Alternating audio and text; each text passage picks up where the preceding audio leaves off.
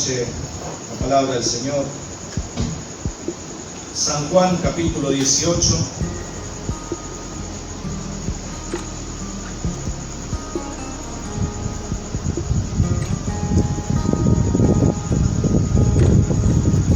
El título de esta palabra es La verdad.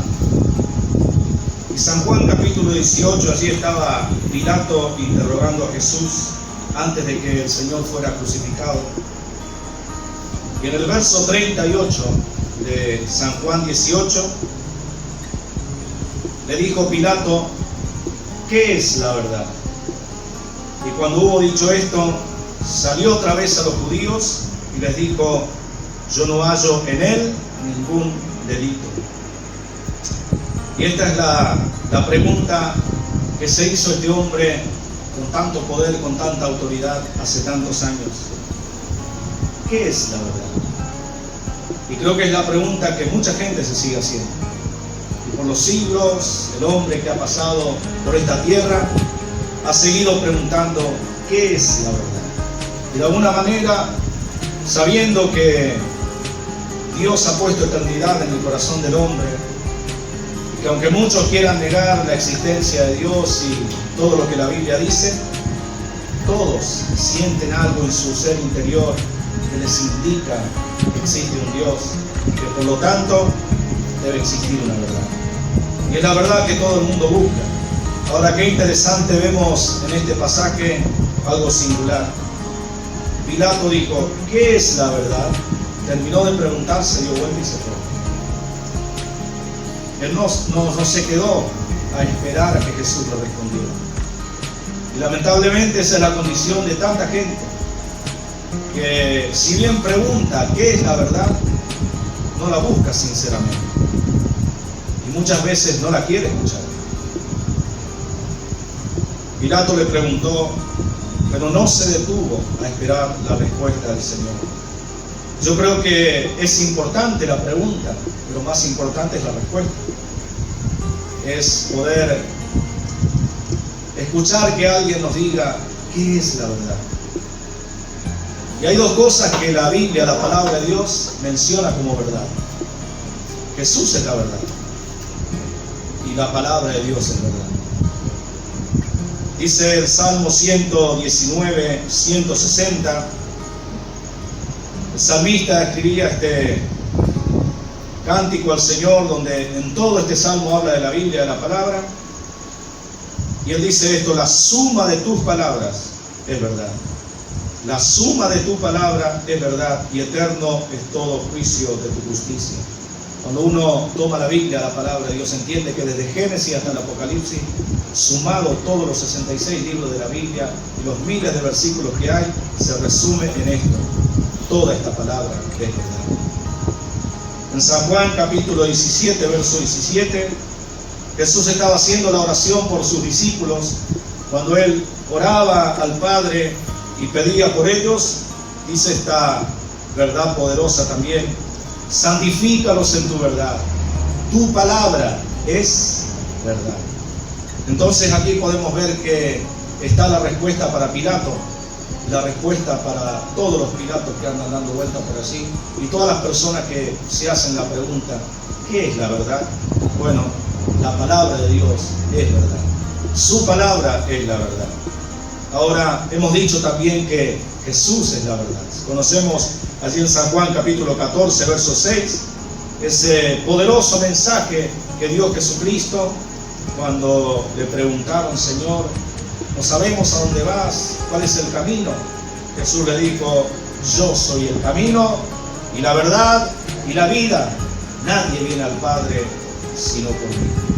Por lo tanto, tenemos que decir que su palabra es la verdad y que Cristo es la verdad. Ahora, me preguntaba estos días atrás: ¿o es una o es la otra? ¿Qué es la verdad? ¿Es Cristo o es la palabra? Quiero decirle esto, mis hermanos: la Biblia es la verdad revelada, Jesús es la verdad encarnada. Las dos cosas son verdad. Las dos cosas van de la mano. No podemos conocer a Jesús si no conocemos su palabra. No puede disociarse la persona de Cristo de la Biblia, que habla de Cristo.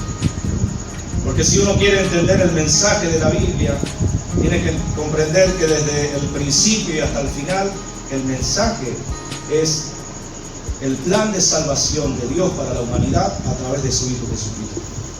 Ya desde el principio se profetizó acerca del Salvador. En Génesis, cuando el hombre pecó, Adán y Eva cayeron de la gracia de Dios y sabemos que siendo engañados por la serpiente comieron del fruto prohibido. Ya ahí, cuando el Señor restaura de alguna manera la vida de Adán y Eva y los cubre y los viste, da esta palabra profética el mismo Dios, hablándole a la serpiente, diciendo que de la mujer nacería un descendiente que heriría a esa serpiente que es diablo y Satanás en la cabeza, y eso se cumplió en la cruz del Calvario. Tú le herirás en el calcañar, en el talón. Allí fue cuando Jesús sufrió en la cruz del Calvario y fue herido, pero la herida mortal fue sobre Satanás, fue sobre el diablo. Tiene una herida mortal y su tiempo es corto. Por lo tanto, ya del principio, en el primer libro de la Biblia, ya se habló de que un día Jesús iba a venir en la cruz del Calvario a morir por todos nosotros. Y como comentábamos en este salmo que leíamos al principio, David profetizaba diciendo: en tu mano encomiendo mi espíritu. Ahí hablaba de Jesús. Y bueno, toda la Biblia habla de Cristo. Por lo tanto, mis hermanos, no podemos decir que conocemos a Jesús si no conocemos su palabra. Jesús dijo, San Juan capítulo 5, verso 39, claramente acerca de esa relación que él tenía con la palabra, diciendo: escudriñad las Escrituras, porque a vosotros os parece que en ellas tenéis la vida eterna, y ellas son las que dan testimonio de mí. Hubieron muchas personas que tuvieron de alguna manera el privilegio, la bendición de que Jesús se les presentara personalmente.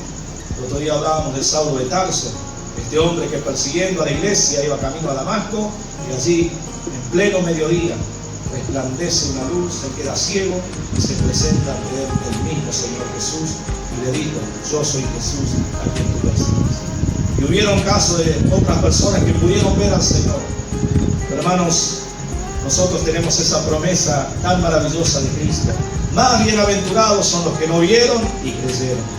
Por eso cada vez que venimos a la iglesia y nos congregamos en este lugar, podemos declarar fielmente y con toda la convicción que nos da la palabra: Jesús está aquí, el Señor está aquí. Cada vez que usted viene a la iglesia, sepa que aquí está el Señor.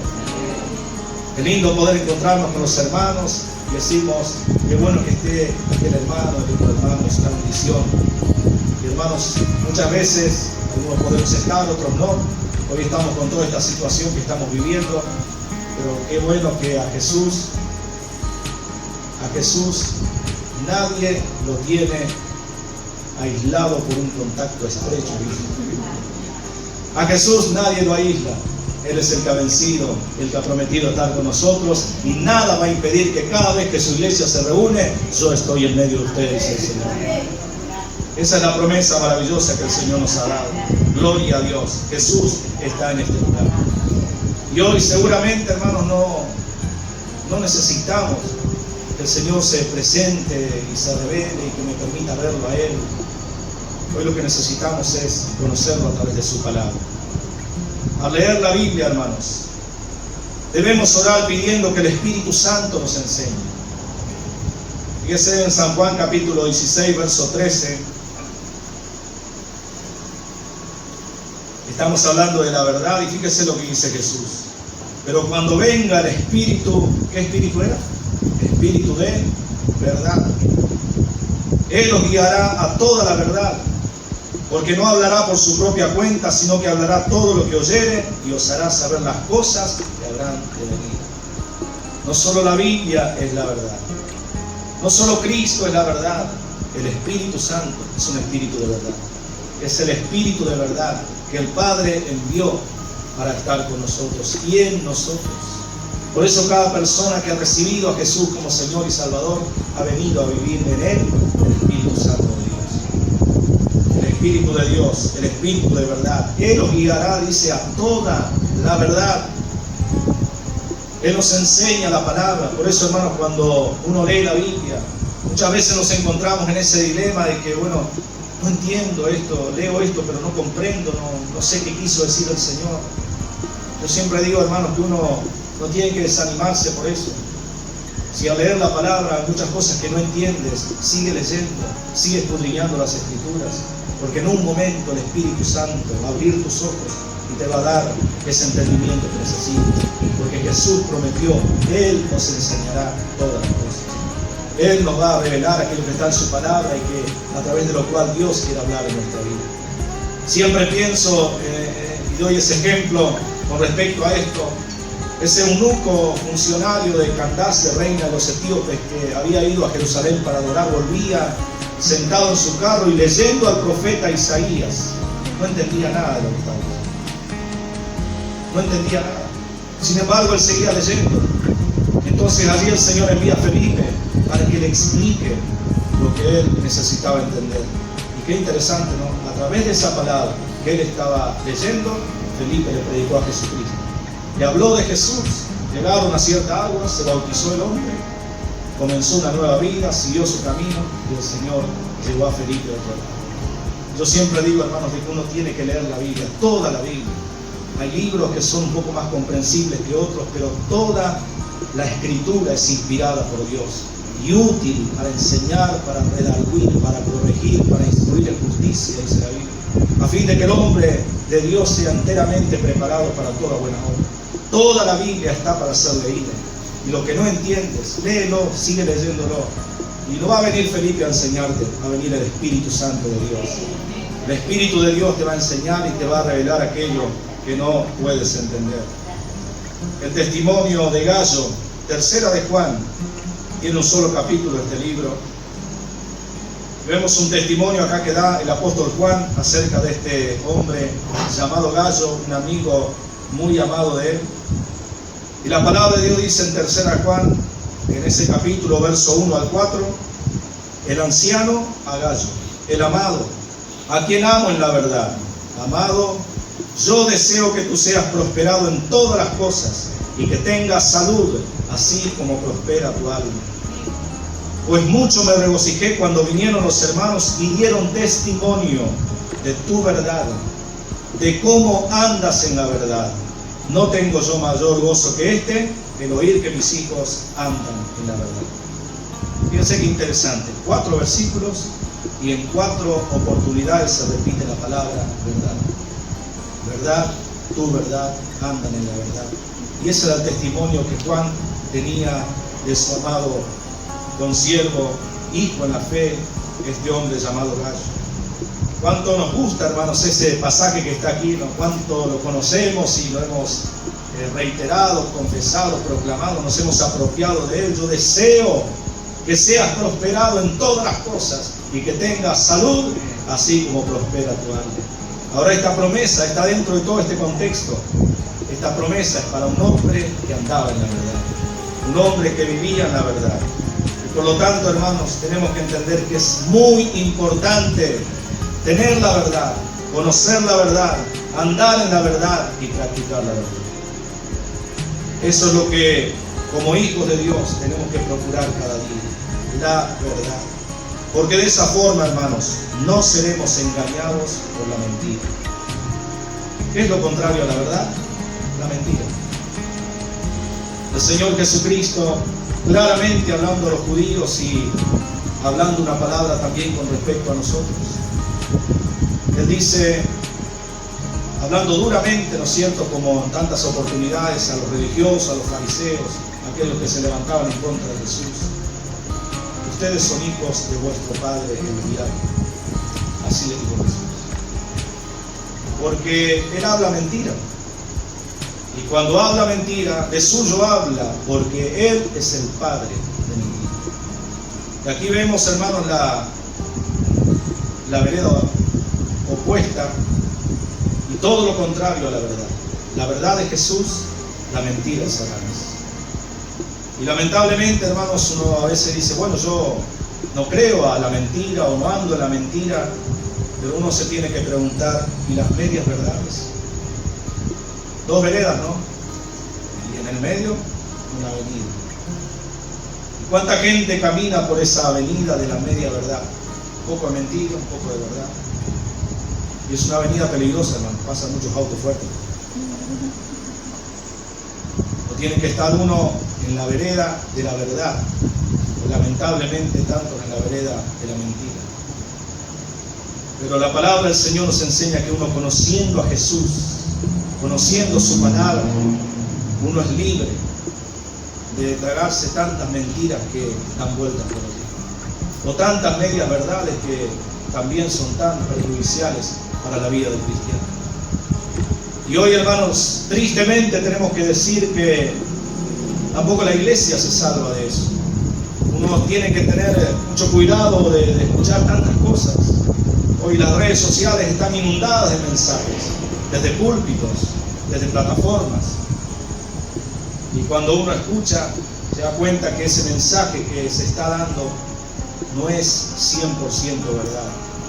Hay cosas allí metidas en esa palabra que no son lo que dice la Biblia. Ahora, ¿cómo uno puede discernir eso? ¿Cómo uno puede captar que esa persona no te está diciendo la verdad?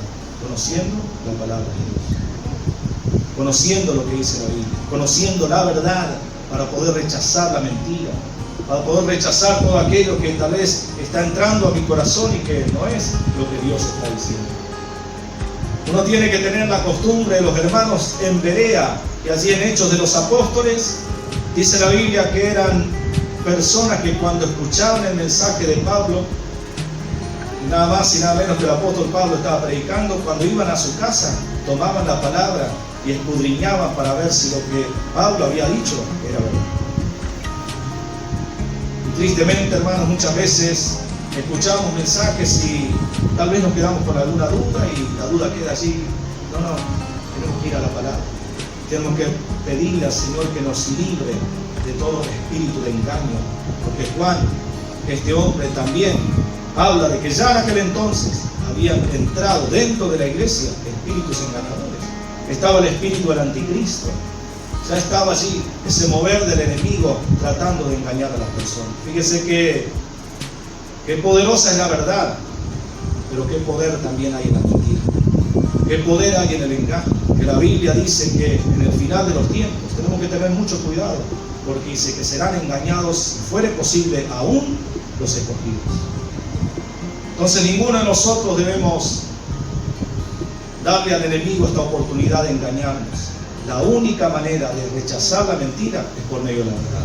Y la verdad es Cristo, la verdad es la palabra de Dios. Quiero ir terminando en esta noche y hablar algo que en este tiempo también ha venido a mi corazón y he escuchado ministrar a otros hermanos. Porque una cosa es el engaño de aquel que desde afuera trata de engañarme a mí. Pero otra cosa peor, ¿sabe qué es? El autoengaño. Uno escuchando a las personas, hablando de ciertas cosas que están ocurriendo en la vida de ciertas personas, con la situación que está viviendo la sociedad y fundamentalmente la iglesia. Hermanos, es muy peligroso y lamentablemente suele suceder y cada vez más que muchas personas están autoengañadas. ¿Y sabe qué pasa cuando uno en un principio adopta un estilo de vida, acepta algo que es un poco dudoso, pero puede ser que sea así? Y en un principio a uno le hace ruido, y así la conciencia y el Espíritu Santo te mueve y te habla, pero cuando uno quiere convencerse de esa media verdad, va a terminar convenciéndose. Y lamentablemente uno a veces escucha a personas, y cuántas veces uno se escucha a sí mismo, hablando cosas que están descubriendo de que realmente estoy engañándome a mí mismo. La Biblia dice, irán engañando y siendo engañados. Por eso tenemos que tener mucho cuidado. Y por eso tenemos que hacer la oración del salmista. Examíname, oh Dios. Prueba mi corazón. Conoce mis pensamientos. Ve si hay en mí camino de perversidad y guíame por el camino eterno. Él sabía que tal vez había cosas en su vida que no se estaba dando cuenta que estaban mal. Y por lo tanto oraba a Dios y decía, Señor, examíname tú. Examíname y muéstrame si hay en mí algo que no está bien. Y esa debe ser la conducta del cristiano siempre, hermanos. de poder abrazar toda la verdad, de rechazar toda la mentira y todo el engaño que pueda el enemigo traer a nuestro corazón.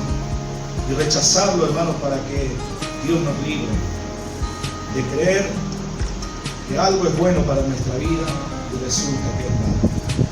Pensaba hoy en esta palabra y decía, personas autoengañadas van a subir al cielo un día y van a presentarse ante Jesús y le van a decir: Señor, en tu nombre echamos fuera demonios, en tu nombre sanamos a muchos enfermos, en tu nombre predicamos el Evangelio. Jesús dijo: apartados de mí, hacedores de maldad, no os conozco. Entonces, personas que vivieron en esta tierra pensando que estaban sirviendo a Dios, que estaban haciendo la voluntad de Dios, y cuando se presenten delante del Señor se van a dar cuenta tarde y tristemente de que vivieron engañados. Ahora, como les dije, hermanos, eso no pasa de la noche a la mañana. Eso sucede cuando uno se permite conceptos y cosas en la vida de que al principio uno ve que no está bien, pero uno después se va convenciendo de que no está tan mal.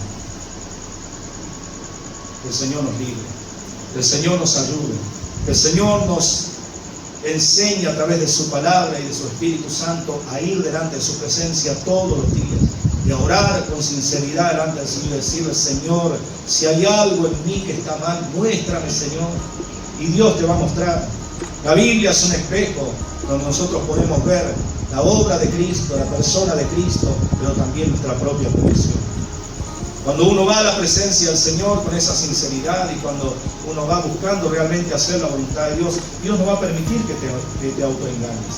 Dios te va a decir la verdad. Isaías, dice la Biblia, que fue al templo y cuando estaba allí se abrieron los cielos y él vio la gloria de Dios, y cuando él vio a Dios, ahí vio su pecado. Ahí él dijo: ay de mí que soy muerto, porque soy un hombre inmundo de labios, y habitando en medio de un pueblo que tiene labios inmundos, han visto mis ojos a Jehová, el Rey de los ejércitos. Yo digo, Isaías vio su pecado cuando él vio la santidad de Dios. Parecía que antes no se daba cuenta de que no estaba hablando correctamente. Que Dios nos libre del autoengaño. Quiero terminar con este versículo, Proverbios 23:23. A través del sabio Salomón, fundamentalmente una palabra inspirada por el Espíritu Santo, este consejo para nosotros en esta noche: compra la verdad y no la vendas. La sabiduría, la enseñanza y la inteligencia. Esas cosas están en la verdad. ¿Quieres sabiduría? Está en la verdad. ¿Quieres enseñanza? Está en la verdad. ¿Quieres inteligencia? Está en la verdad. Está en Cristo, está en su palabra. Ahora quiero terminar diciendo: todo tiene un precio. Y creo que en muchas ocasiones es un alto precio la verdad de Dios y que Él quiere incorporar a nuestra vida. La palabra de Dios dice aquí: compra la verdad. Uno cuando compra algo es porque vale dinero, vale plata. Cuando uno compra algo es porque tiene que aportar aquello que de nuestra parte debemos poner para adquirirlo. Nadie compra sin dinero. Todo el mundo tiene que comprar con plata. Y esta verdad, hermanos, es costosa.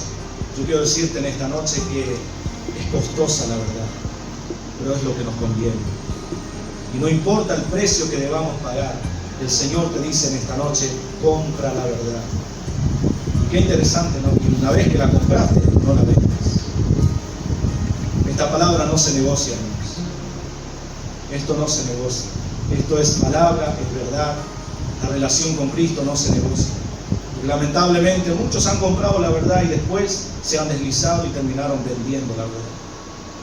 Que puedas adquirir y comprar esa verdad te va a costar, me va a costar, nos va a costar cada día. Y poder buscar a Dios, tomar un tiempo para orar, leer su palabra, cuesta. Pero qué bendición es tener a Cristo en el corazón. Qué bendición es tener el Espíritu Santo. Qué bendición es poder leer su palabra y deleitarnos en ella. Hermanos, termino diciendo, puede ser costoso, pero creo que lo que uno está comprando es realmente valioso. El salmista decía: tu palabra es mejor que millares de oro y plata. Él era un hombre rico, él conocía la riqueza, era un hombre que tenía mucho dinero, muchas riquezas. Sin embargo, él dice: no, Todas las riquezas que tengo no se comparan a lo que es tu palabra, Señor. Tu palabra es más valiosa que todas las cosas. Yo te animo en esta noche para que en este año que estamos comenzando podamos, hermanos, abrazar la verdad que es Cristo Jesús. Podamos adquirir la verdad en nuestro corazón, nuestra alma, que es su palabra. Y seguramente vamos a vivir una vida de bendición. Y como le decía Juan a Gallo, en todas las cosas vamos a ser prosperados. Amén.